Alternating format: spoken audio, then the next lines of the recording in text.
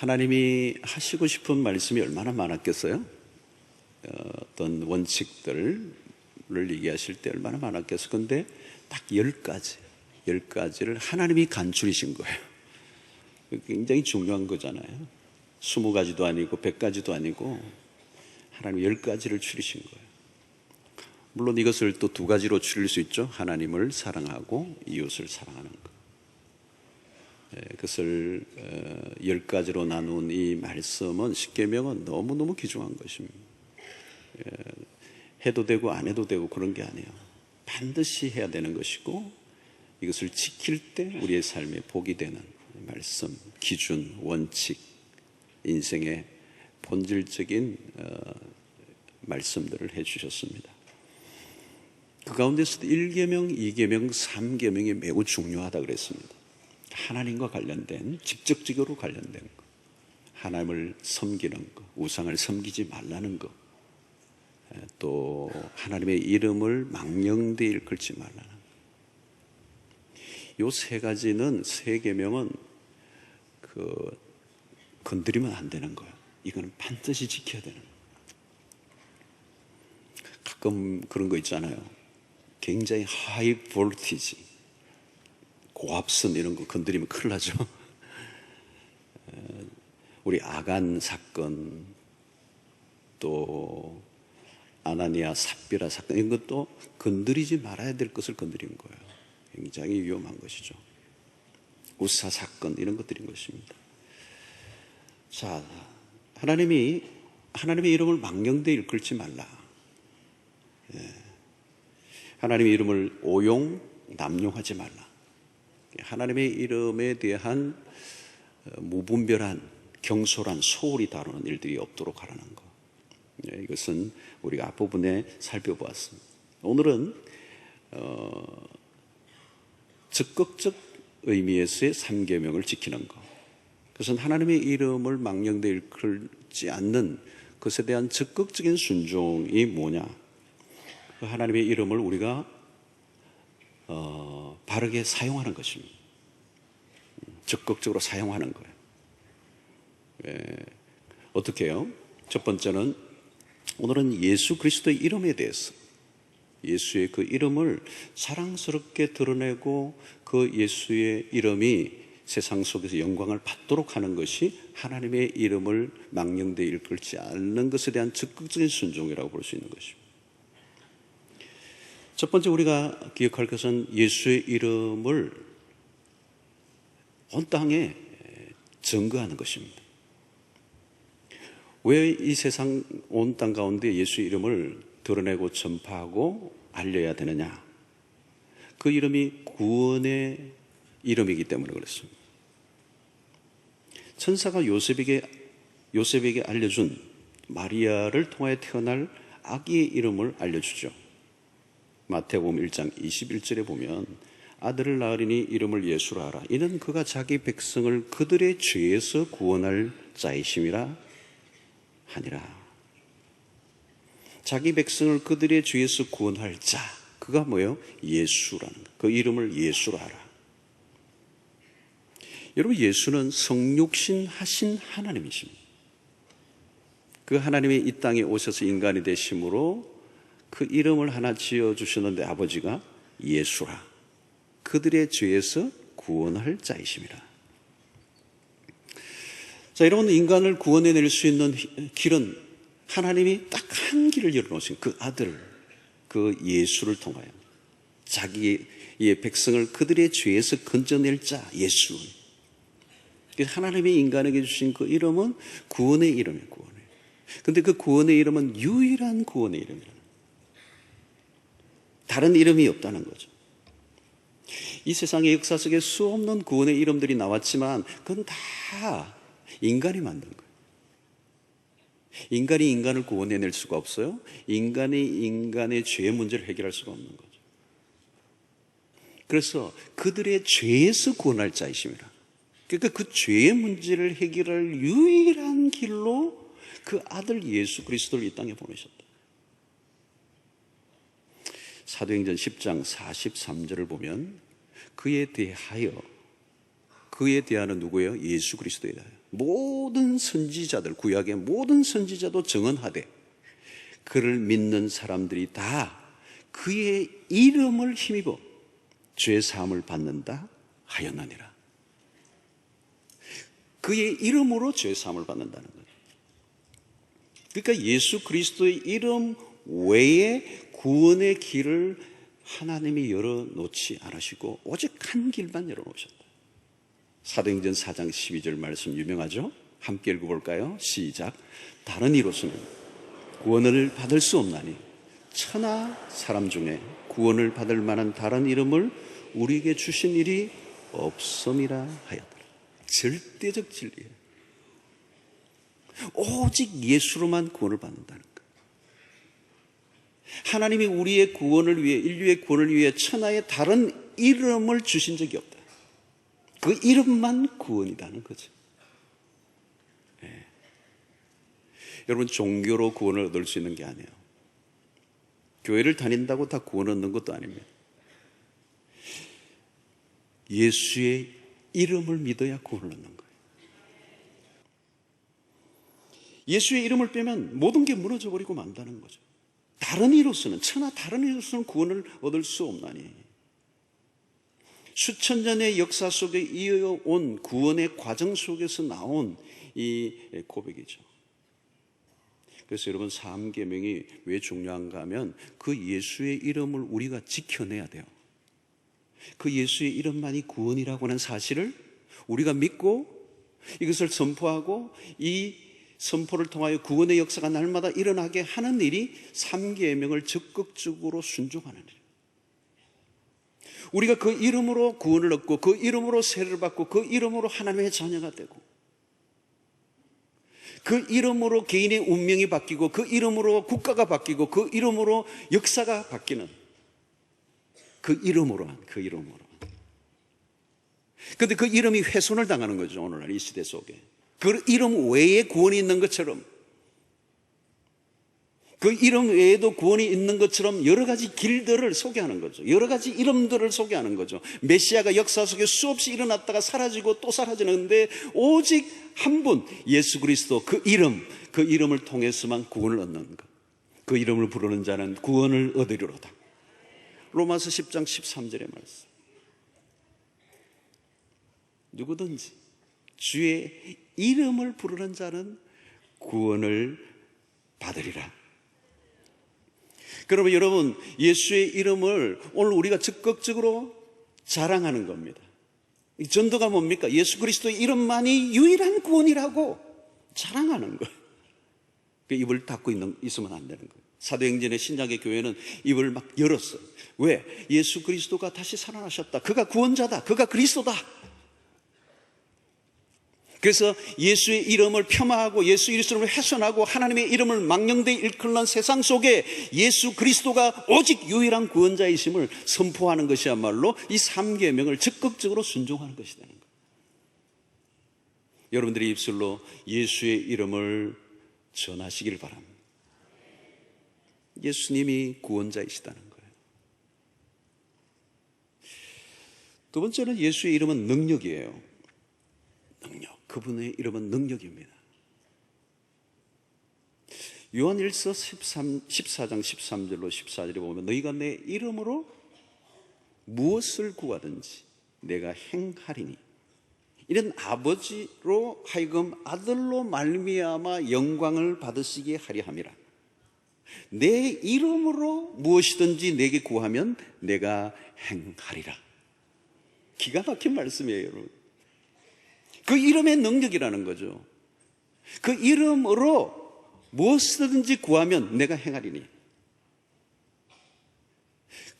여러분, 기도의 능력이 왜 기도의 능력입니까? 예수의 이름 때문에. 예수의 이름으로 하늘문이 열리고 예수의 이름으로 하나님이 마음문을 여시고, 여러분, 예수의 이름 때문에 하나님 우리의 기도를 들어주시는 거예요. 그래서 우리의 모든 기도마다 예수의 이름으로 기도합니다. 이게 없으면 무효예요, 무효. 예수의 이름의 능력. 여러분, 그것을 드러내는 것이 삼계명을 적극적으로 순종하는 것입니다. 사도행전 3장 6절에 베드로가 이르되 은과 금은 내게 없거니와 내게 있는 것으로 내게 주노니 나사렛 예수 그리스도의 이름으로 일어나 걸어라. 대단한 얘기죠. 은과 금은 내게 없거니와. 요즘은 이게 문제가 되었어요. 은과 금은 없거니와 하려고 하니까 은과 금이 있어가지고 문제. 없어야 돼요, 없어야 돼요. 없어야 되는 거예요. 은과 금은 내게 없거니와. 오직 하나만 있으면 되는 거예요. 예수 그리스도의 이름으로. 여러분, 그 시대에 성전 안에서 지금 기적이 일어난 게 아니에요. 일어나 걸으라 할 때 날 때부터 걷지 못한 이 사람이 뻘떡 일어나는 거죠. 한 번도 일어난 적이 없던 그 사람의 모든 이 굳어있던 근육과 세포와 모든 게 살아나서 다시 일어나는 역사가 일어나는데, 이 기적은 성전 안에서 일어난 게 아니에요. 성전 바깥이에요. 제도권에 있는 제사장들에게 일어난 게 아니에요. 예수의 추종자들, 아주 무명의 사람들. 하늘의 능력은 직분 혹은 장소에 있는 것이 아니라 그의 이름에 달려 있다는 거예요. 그의 이름, 그 이름에 능력이 있다는 거예요.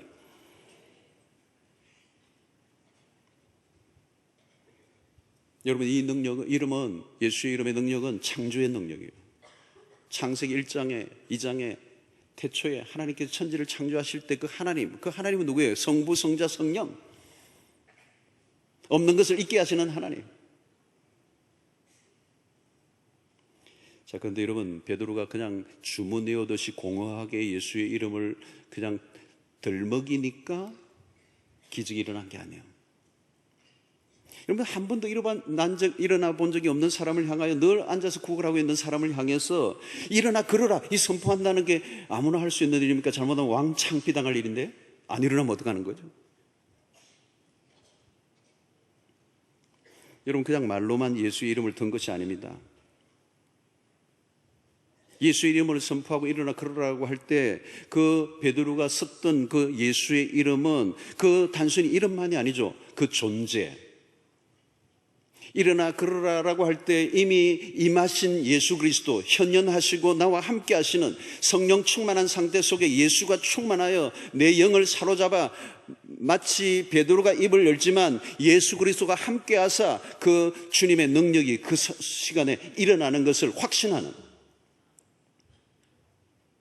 여러분, 기도 생활을 하고 성령 충만하고 은혜가 충만하면요, 믿음이 생기고 담대함이 생기면요, 하나님 뭔가를 보여주시고 확신을 심어줄 때 그 할 때 이미 내 안에 예수의 능력이 임하신 거예요. 그때 예수의 이름으로 선포하면 놀라운 역사가 우리 가운데 임하는 것입니다. 예수의 이름은 그냥 이름이 아니라는 거예요. 이름과 존재를 분리시키면 안 되는 것입니다. 이름은 존재예요. 그것이 그대로 연결되어졌기 때문에 그것에 대한 믿음을 가지고 선포할 때 바로 그 이름의 능력이 실제가 되고 앉아서 한 번도 일어나지 못했던 그 사람이 일어나는 역사가 일어난 것입니다. 누가복음 10장 17절로 18절 70인이 기뻐하며 돌아와 이르되 주여, 주의 이름이면 귀신들도 우리에게 항복하더이다. 70인들이 예수님의 말씀을 따라 흩어져서 복음을 전하는 가운데 귀신을 만난 사람들을 향하여 주의 이름으로 선포하니까 귀신이 항복하는 것을 보고 예수님께 돌아와서 보고하는 얘기예요.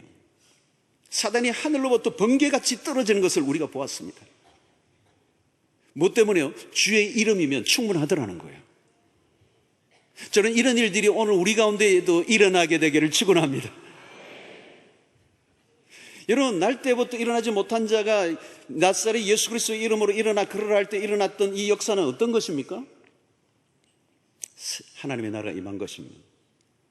죄로 인하여 망가지고 깨어지고 상하고 병들고 죽어가던 그 세상의 한가운데 예수 그리스도가 찾아오심으로, 그 이름의 능력이 나타나심으로 그 깨어지고 상하고 망가지고 모든 무너졌던 것이 회복되는 역사가 시작됐다는 것. 오늘 신약시대에 살아가는 우리에게도 동일한 역사가 일어나게 될 줄로 믿습니다. 실제적으로 그런 일들이 일어나고 있습니다. 그러므로 여러분, 우리가 예수 그리스도의 이름으로 곳곳에서 예수의 이름의 권세를 드러내므로 능력과 기적과 역사들이 나타날 때 세상의 사람들이 하나님의 이름에 대한 경외심을 가지게 될 것입니다. 왜 여러분 세상의 사람들이 하나님의 이름을 욕되게 하고 모욕하고 하나님의 이름을 가지고 장난을 칠까요? 하나님의 이름의 능력의 권세를 본 적이 없기 때문에.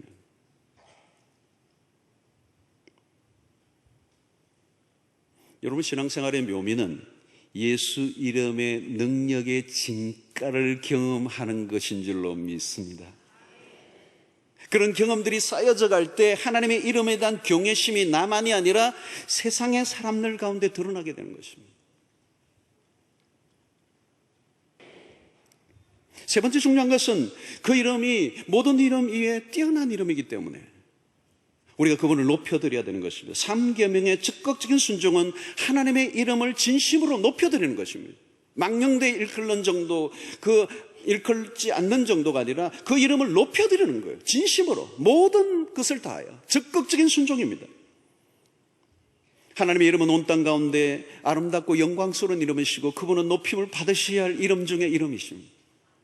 시편에서는 하나님의 이름을 찬송하는 구절이 참 많이 나옵니다. 시편 8편 1절에 보면 여호와 우리 주여 주의 이름이 온 땅에 어찌 그리 아름다운지요.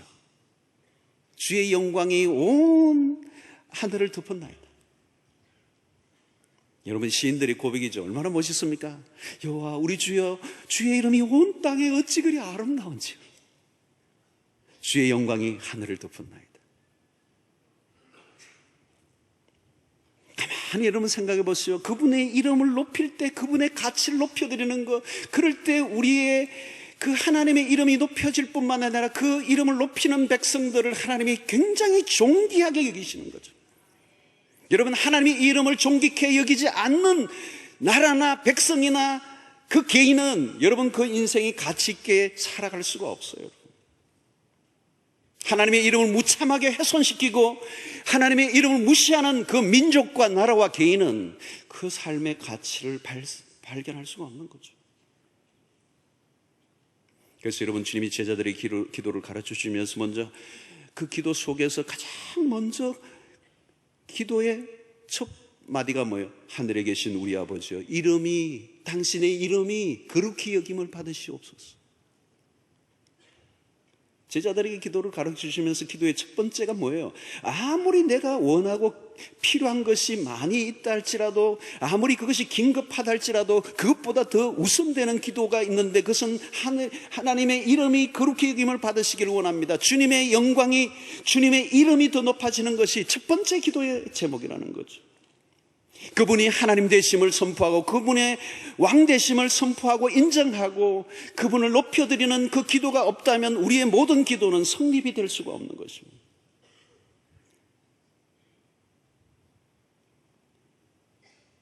망령되이 일컬음을 받는다. 여러분 이 망령되이 일컬는다는 말은 가볍게 취급을 받는다는 뜻이거든요. 하나님의 이름이 영광을 받으셔야 한다라고 할 때 그 영광은 히브리어 카보드라고 하는 단어예요. 아주 무게가 있다는 뜻입니다. 무겁다는 뜻이에요. 하나님의 영광 할 때 그 이름의 그 무게는 이 세상의 어떤 것과도 비교할 수 없는 무게를 갖고 있는 거예요. 그러므로 하나님의 이름을 가볍게 다루지 말라라고 하는 의미가 이 망령되이 일컬음을 받는다는 뜻입니다. 그러므로 하나님의 영광이라는 그 관점은 하나님의 이름을 높여드리는 이 세상의 어떤 것과 견줄 수 없이 무게 있게 다루라. 왜요? 그분의 이름보다 더 높으신 분이 없기 때문에.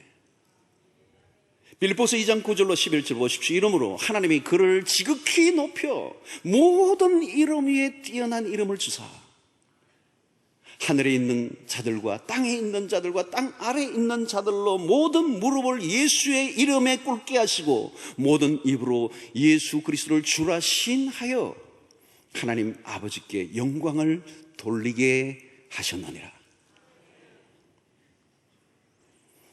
자 여러분, 하나님의 이름을 망령되이 일컬지 말라는 이 말은 단순히 입의 문제가 아니라 우리의 삶의 전 영역, 하나님께 영광을 올려드려야 된다는 거죠. 마태복음 5장 16절을 보면 이같이 너희 빛이 사람 앞에 비치게 하여 그들로 너희 착한 행실을 보고 하늘에 계신 너희 아버지께 영광을 돌리게 하라. 무엇을 통해서요? 착한 행실을 통하여. 여러분, 하나님의 이름을 높이는 일은 우리의 착한 행실, 말과 행위를 통해서라는 거죠. 그러므로 신앙과 윤리적 삶이 분리되어 있지 않습니다. 하나님의 이름을 망령되이 일컬지 않는 이 삶이야말로 하나님의 백성들이 백성답게 살아갈 때에 하나님의 이름이 영광을 받으신다는 거죠. 그러므로 여러분, 주일날 오늘 예배를 드리는 것도 중요하지만 일상 속에 신자답게 살아가는 것이야말로 동일하게 3계명을 지키는 일입니다.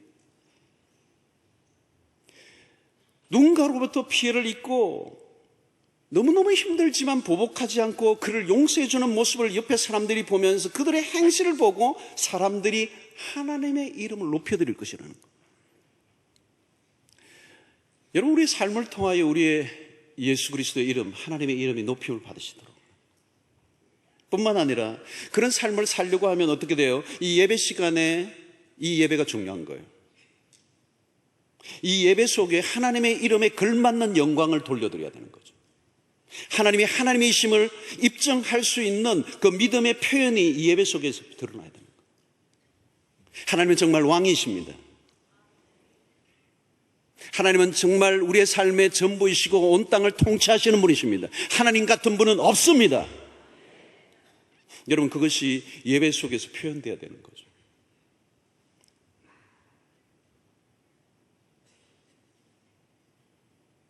공동체적인 예배가 참 중요한 것 같아요. 험악한 세상 속에서 하나님의 이름이 존귀함을 드러내고 그것을 지켜나가는 삶을 살려고 하면 주일날 공동체적인 하나님의 백성들이 모였을 때 그 하나님의 이름 앞에 압도를 당하고 그 이름 앞에 부들부들 떨고 그분의 예배와 그분의 존전 앞에서 우리의 모든 예배의 행위가 얼마나 거룩해야 하는 것인가를 우리가 드러내야 되는 거죠.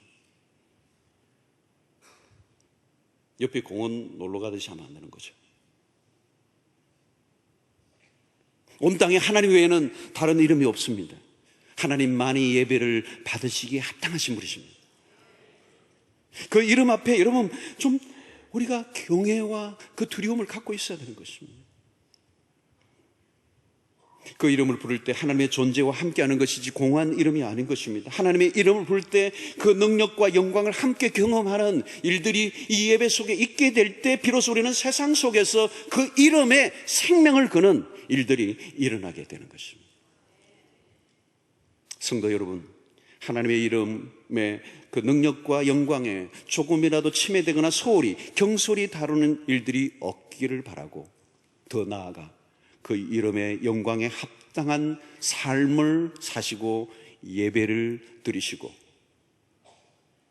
그 이름의 능력을 실제 삶 속에서 드러내므로 세상의 사람들의 입술을 통하여 하나님의 이름을 높여드리는 일들이 있게 될 때 하나님께서 우리의 삶을 얼마나 복되게 하시겠습니까? 예수의 이름을 날마다 증거하시길 바랍니다. 그 이름밖에 없어요. 그 이름만이 구원이세요. 오늘 우리가 이 성찬식을 하면서 십자가의 그 은혜를 묵상하면서 그 이름 예수, 그 보혈, 그 능력만이, 그 십자가만이 구원의 유일한 기회를 안다면 그 이름을 날마다 선포하고 그 이름이 세상 가운데 영화로우심을 받으시도록 우리가 해야 되는 것이죠. 뿐만 아니라 그 이름의 능력을 우리가 경험해야 합니다.